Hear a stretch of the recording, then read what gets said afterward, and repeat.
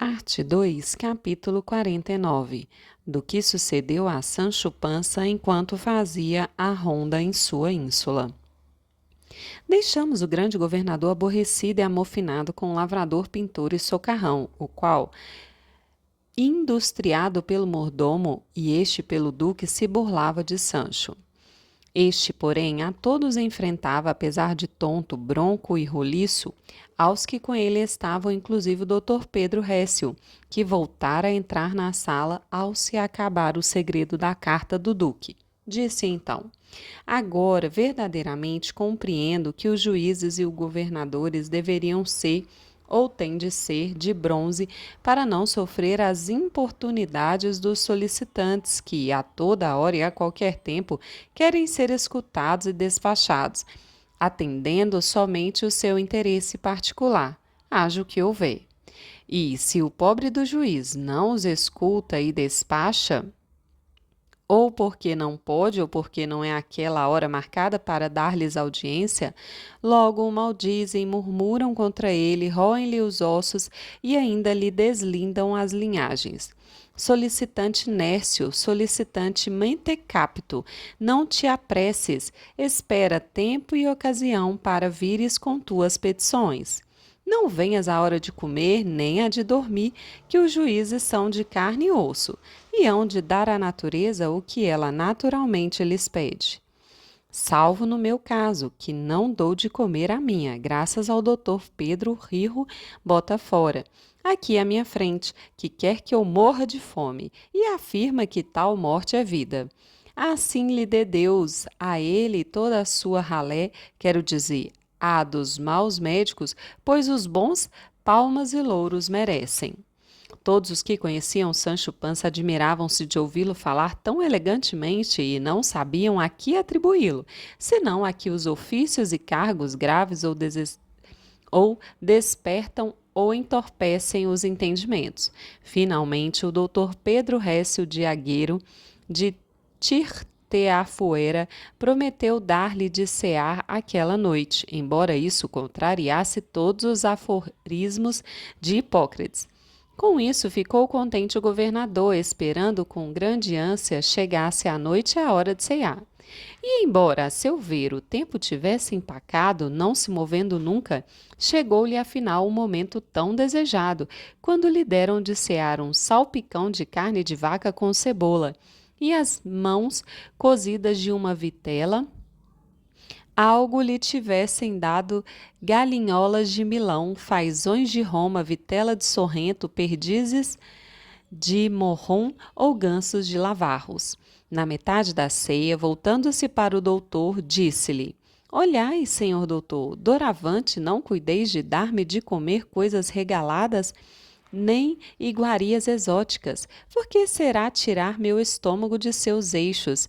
Ele, que está acostumado a cabrito, a vaca, a toicinho, a carne seca, a nabos e a cebolas. Se acaso lhe derem outros manjares palacianos, recebê-los-á com melindre, senão mesmo com asco. O que o mestre-sala pode fazer é providenciar-me uma dessas chamadas olhas podridas, o que quanto mais podridas são, melhor cheiram, preparada naqueles panelões onde se pode misturar e cozinhar tudo o que se quiser, desde que seja coisa de comer, que com isso hei de ficar-lhe grato e lhe pagar algum dia. E que ninguém venha troçar de mim, porque ou somos ou não somos, vivamos todos e comamos em boa paz e companhia. Pois, quando chega amanhã, Deus a mandou para todos nós. Hei de governar essa ínsula, sem passar por cima dos direitos nem aceitar subornos, e todo mundo traga o olho vivo, aberto e alerta, porque lhes faço saber que o diabo está armando seus enredos por aí, e que, se me derem a oportunidade, hão de ver maravilhas. Não porque, se vos tornardes de mel, irão papar-vos as moscas. Por certo, senhor governador, disse o mestre-sala, que vossa mercê tem muita razão em tudo quanto disse. Por isto, declaro, em nome de todos os insulanos desta ínsula, que eles hão de servir a vossa mercê com todo o empenho, amor e bem-querência, porque o suave modo de governar demonstrado por vossa mercê neste início de governo não lhes dá lugar de fazer ou pensar coisa alguma que redunde em desserviço de vossa mercê. Acredito, respondeu Sancho, e eles seriam uns nécios se outra coisa fizessem ou pensassem. E volto a dizer que se tenha cuidado com o meu sustento e com o de meu russo, que é o que mais importa em todo este negócio. E quando chegar a hora propícia, vamos fazer uma ronda, pois é minha intenção limpar esta ínsula de todo gênero de imundície e de gente vagabunda, folgaza e mal entretida. Quero que saibais, amigos, que as pessoas vadias e preguiçosas representam na república o mesmo que os zangões nas colmeias, que comem o mel feito pelas obreiras. Penso favorecer os lavradores, guardar os privilégios dos fidalgos, premiar os virtuosos e, sobretudo, ter respeito à religião e à honra dos religiosos. Que vos parece isso, amigos? Falei bem ou destrambelhei? Vossa mercê falou com tanta sabedoria, senhor governador, respondeu o mordomo, que estou admirado de ver que um homem de tão poucas letras como vossa mercê, creio até que não tem nenhuma, diga tais e tantas coisas repletas de sentenças e conselhos. Tão ao contrário de tudo aquilo que esperavam do engenho de vossa mercê, os que aqui o enviaram. E também nós que aqui viemos. Cada dia se vêem coisas novas no mundo. As burlas se tornam realidades e os burladores acabam por se tornarem os burlados. Chegou a noite e ceou o governador, com a permissão do senhor doutor Récio. Prepararam-se para a ronda e Sancho saiu com o mordomo, o secretário e o mestre-sala, bem como com o cronista que cuidava de registrar seus feitos, além de tantos alguazes e escrivães que podiam formar um razoável esquadrão. Ia Sancho no meio deles com sua vara, pomposo que só vendo. Percorridas umas poucas ruas do lugar, eis que escutaram retinir de cutiladas, acudiram ao local e viram 2 homens que se batiam, mas que logo sossegaram ao ver que chegava a justiça. Um deles então falou: aqui de Deus e del rei, como se há de suportar que se roube à vista de todos nessa aldeia e que se saia pelo meio das ruas a nos assaltar?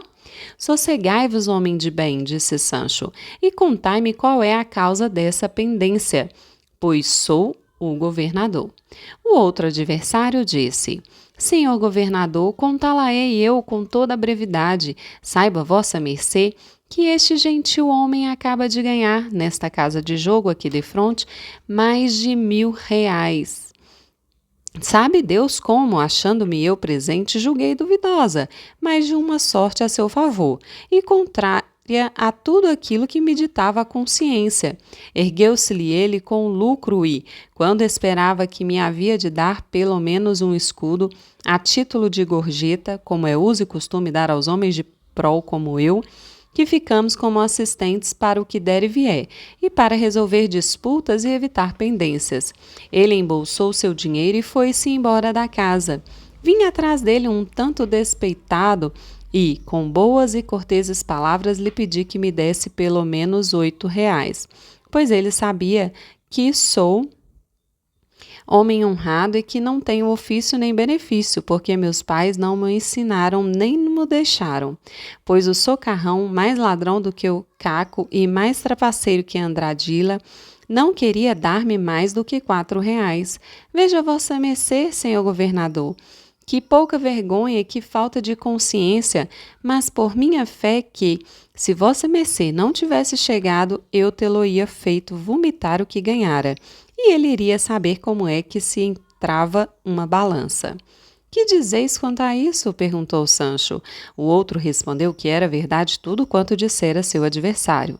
Não quisera dar-lhe mais de R$4, porque muitas vezes já lhe dera aquele tanto. Os que esperam gorjeta devem ser comedidos e receber de rosto alegre o que quer que se lhes dê, sem discutir com os que ganham, a não ser que soubessem com certeza que tivesse havido trapaça e que aquele ganho fora desonesto. E como prova de que ele era homem de bem e não ladrão, como outro dizia, melhor prova não havia do que o fato de nada ter querido dar-lhe, pois os trapaceiros sempre são tributários dos menores que os conhecem. Assim é, disse o mordomo. Veja vossa mercê, senhor governador, que se há de fazer com esses homens? O que se há de fazer é o seguinte, respondeu Sancho. Vós, que ganhastes, por bem, por mal ou por sorte, dai logo a este vosso rival 100 reais e ainda haveis de desembolsar 30 para os pobres da cadeia. E vós, que não tendes ofício nem benefício e andais a vadiar por essa ínsula, tomai logo esses 100 reais e, por todo o dia de amanhã, saí deste lugar, desterrado por 10 anos, sob pena, se o desobedecerdes, de que o cumprais na outra vida, indo eu mesmo pendurá-lo em um pelourinho, ou, se não eu, um verdugo por mim mandado, e que ninguém me replique ou desço-lhe a mão. Um desembolsou, outro recebeu. Este saiu da ínsula, aquele foi para sua casa, permanecendo ali o governador que disse, agora, ou pouco posso, ou hei de fechar essas casas de jogos, pois desconfio que são muito prejudiciais. Esta aqui, pelo menos, disse o escrivão, não a poderá vossa mercê fechar, pois pertence a um figurão, e o que ele contribui anualmente é sem comparação mais do que o que tira das cartas. Contra outras baiucas, de menor importância poderá vossa mercê exibir seu poder, pois são as que mais danos causam e as que mais insolências encobrem. Porque nas casas dos cavaleiros e senhores principais não se atrevem os trapaceiros famosos a usar de suas tretas. E como o vício do jogo se tornou exercício comum, melhor é que se jogue nas ricas mansões do que na casa de algum artesão, onde agarram um infeliz, depois da meia-noite o esfolam vivo. Ora, escrivão, disse Sancho, sei que há muita coisa a dizer acerca desse assunto. Nisto chegou um oficial de justiça, trazendo preso um moço e disse, Senhor governador, este mancebo vinha em nossa direção e, assim que vislumbrou a justiça, voltou as costas e começou a correr como um gamo, sinal de que deve ser algum delinquente. Corri atrás dele e, se não houvesse tropeçado e caído, jamais o teria alcançado. Por que fugias, homem? Perguntou Sancho, ao que o moço respondeu, Senhor, para evitar responder às muitas perguntas que as justiças fazem. Que ofício tens? Tecelão. E que teces? Ferros de lanças com licença de vossa mercê. Engraçadinho me sais? Queres fazer-vos de chocarreiro? Muito bem. E onde ieis agora? A tomar ar, senhor. E onde se toma ar nessa ínsula? Onde sopra. Bom, respondeis muito a propósito. Sensato sois, mancebo. Mas fazeis de conta que eu sou o ar e que vos sopro pela popa e vos encaminho ao cárcere. Agarrai-o, eia, e levai-o. Farei com que durma na cadeia esta noite. Sem ar. Por Deus, exclamou o moço, tanto me fará vossa mercê dormir na cadeia como pode fazer-me rei. E por que não te poderei fazer dormir na cadeia? Indagou Sancho. Não tenho o poder para prender-te e soltar-te tantas e quantas vezes quiser?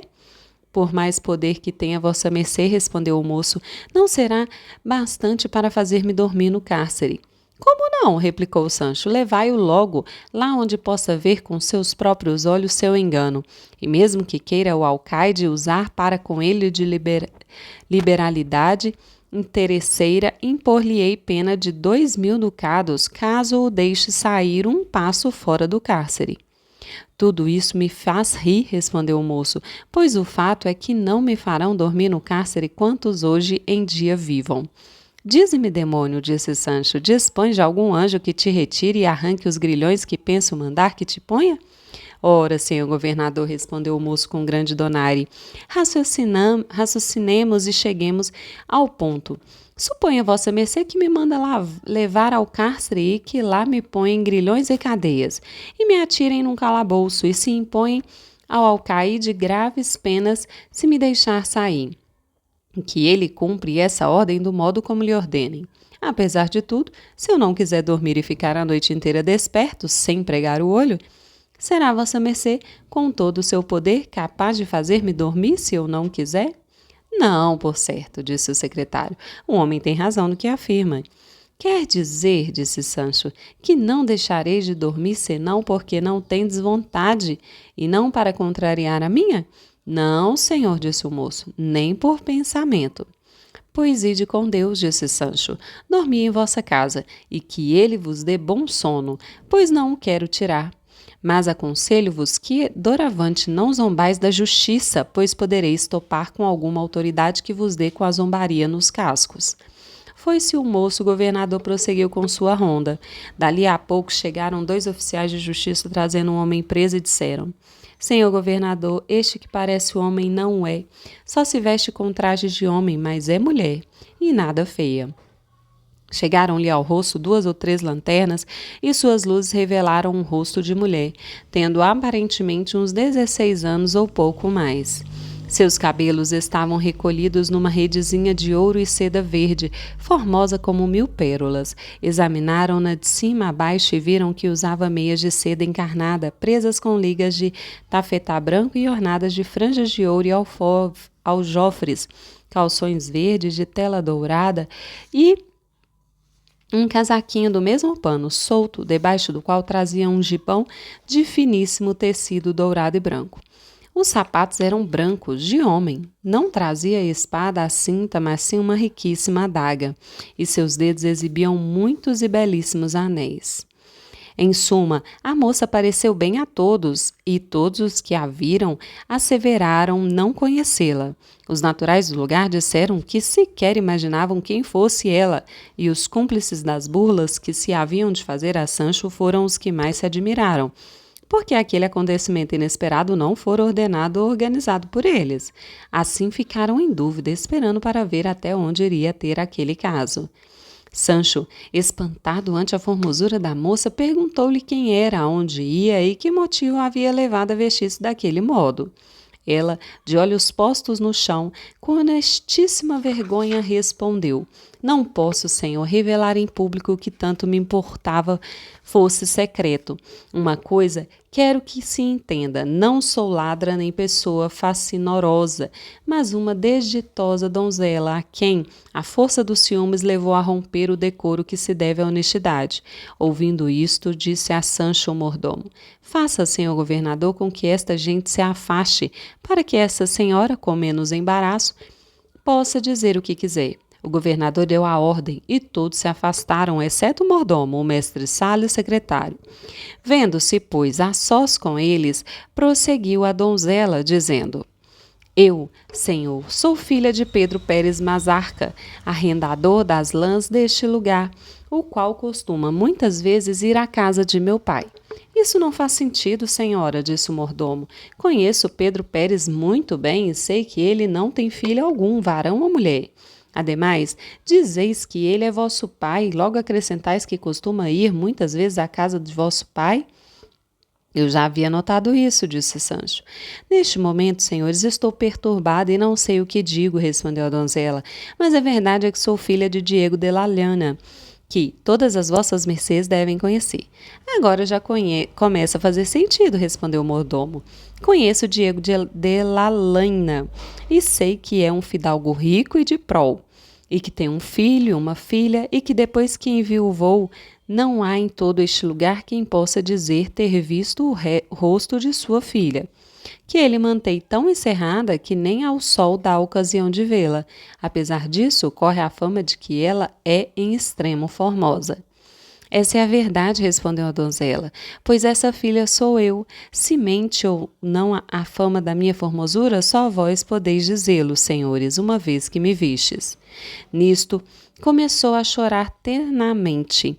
Vendo isso, chegou-se ao secretário o ouvido do mestre-sala e lhe disse baixinho: Sem dúvida alguma deve ter sucedido algum incidente grave a esta pobre donzela para que ela, sendo tão principal, esteja fora de casa a tais horas e em tais trajes.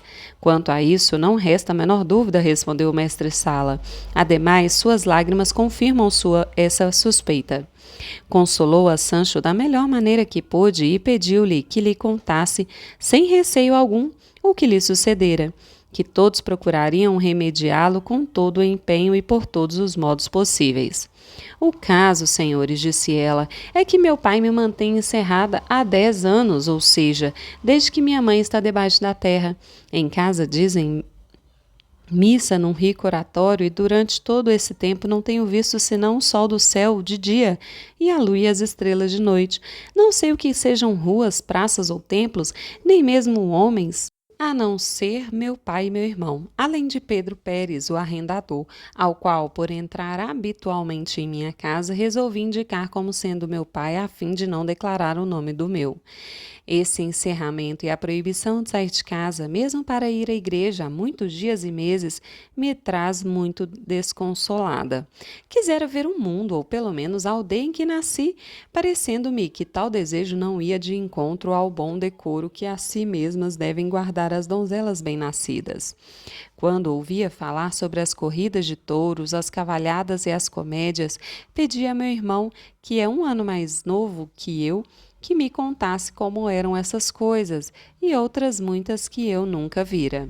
Ele me explicava tudo da melhor maneira que podia, mas isso só servia para espicaçar mais ainda o desejo que eu tinha de vê-las. Enfim, para abreviar a história de minha perdição, digo que roguei e supliquei a meu irmão, e isto nunca pedira ou rogara. E tornou a renovar o pranto. Disse-lhe o mordomo: prossiga vossa mercê, senhora, e acabe de dizer-nos o que lhe sucedeu, pois suas palavras e lágrimas nos trazem a todos em suspenso. Poucas me restam a dizer, respondeu a donzela, embora muitas tenha para chorar, porque os desejos mal colocados não podem trazer consigo outras consequências diferentes. Ficara gravada na alma do mestre-sala a beleza da donzela, e ele aproximou novamente sua lanterna para poder contemplá-la uma vez mais, tendo então a impressão de que não eram lágrimas que ela chorava, mas aljofar o orvalho dos prados. Chegou mesmo a compará-la com pérolas orientais, ao mesmo tempo em que procurava convencer-se de que sua desgraça não era tão grande como a davam a entender os indícios de seu pranto e de seus suspiros. Enquanto isso, desesperava-se o governador com a demora da jovem em concluir sua história, e disse-lhe que deixasse de os trazer em suspenso, pois era tarde e faltava muito o que percorrer naquela povoação. Ela, entre interrompidos soluços e mal formados suspiros, disse: minha desgraça e meu infortúnio outros não são que os de haver rogado o meu irmão que me deixasse vestir roupas masculinas, emprestando-me uma das suas, e me levasse uma noite para ver toda a aldeia, enquanto nosso pai dormisse. Ele, importunado por minhas súplicas, condescendeu com meu desejo e, dando-me este traje, vestiu uma de minhas roupas, que aliás lhe caiu como uma luva, pois ele ainda não tem um pelo de barba, e até parece ser uma formosíssima donzela. Esta noite, há coisa de 1 hora, pouco mais ou menos, saímos de casa e, guiados por nosso infantil e insensato intento, rodeamos toda a aldeia. Quando pretendíamos voltar para casa, vimos chegar grande tropel de gente. Meu irmão então me disse: mana, deve ser a ronda. Apressa o passo e põe asas nos pés e vem correndo atrás de mim, para que não nos reconheçam. Caso contrário, vamos nos dar mal. Dizendo isso, deu meia volta e começou, não digo a correr, mas a voar. Eu, dados menos de 6 passos, caí com um susto e então chegou o oficial de justiça, que me trouxe à presença de vossas mercês. E aqui, por má e caprichosa, encontro-me cheia de vergonha diante de tanta gente. Com efeito, senhora, disse Sancho, não vos sucedeu qualquer outro desmando, nem foram os ciúmes, conforme afirmaste no princípio de vossa história. Que vos tiraram de vossa casa? Nada me sucedeu, nem me arrebataram ciúmes, mas unicamente o desejo de ver o mundo, que não se estendia a mais do que ver as ruas deste lugar. Acabou de confirmar a verdade do que dizia a donzela a chegada de 2 meirinhos, trazendo preso o irmão dela, apanhado por um deles enquanto fugia. Não trazia senão uma rica saia e uma mantilha de damasco azul, com passamanes de ouro fino. A cabeça, sem touca ou qualquer outro tipo de cobertura, era adornada por seus próprios cabelos, que pareciam caracóis de ouro. Tanto eram ondulados e louros. Afastaram-se com ele o governador, o mordomo e o mestre-sala e, Sem que os escutasse sua irmã, perguntaram-lhe por que estava com tais trajes. Ele, com não menor embaraço e vergonha, repetiu o que a irmã contara, para grande satisfação do mestre-sala, que por ela se apaixonara. Mas o governador lhes disse: Por certo, senhores, que isso tudo não passou de infantilidade, para contar essa tolice e esse atrevimento. Não era mister tanto rodeio nem tantas lágrimas e suspiros, bastava dizer: somos fulano e fulana, que saímos de casa de nossos pais, a fim de espairecer com estes disfarces, só por curiosidade e sem qualquer outra intenção. E assim se acabaria a história, sem tanta lenga-lenga, gemedeira e chorumela. Isso é verdade, respondeu a donzela, mas sabiam vossas mercês ter sido tamanha a minha perturbação que não me deixou guardar os devidos termos. Nada se perdeu, respondeu Sancho. Vamos-nos daqui que deixaremos vossas mercês em casa de seu pai, que talvez nem haja dado pela falta dos dois, e doravante não se mostrem tão infantis nem tão desejosos de ver o mundo, pois donzela honrada e perna quebrada dentro de casa, e a mulher como a galinha, sai e se perde sozinha, e quem muito deseja ver é porque visto quer ser. E mais não digo.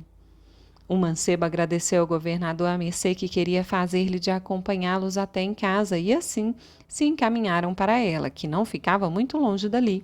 Logo chegaram, e o irmão, atirando uma pedrinha numa janela, fez com que imediatamente descesse uma criada que os estava esperando para abrir-lhes a porta. Entraram os dois, deixando todos admirados tanto da gentileza e formosura da jovem, como do desejo que tinha de ver o mundo de noite sem sair de sua aldeia, mas tudo o atribuíram à sua pouca idade. Ficou o mestre-sala com o coração trespassado e prometeu-se ir logo no dia seguinte pedi-la por esposa ao pai, certo de que este não lhe negaria, visto ser ele criado do duque. Também a Sancho vieram desejos e ideias de casar o moço com Sanchica, sua filha, decidindo pô-lo em prática no devido tempo, acreditando que nenhum marido se podia negar à filha de um governador. Com isso, acabou-se a ronda daquela noite, e daí a 2 dias o governo, com o que se arruinaram e apagaram todos os seus planos, como adiante se verá.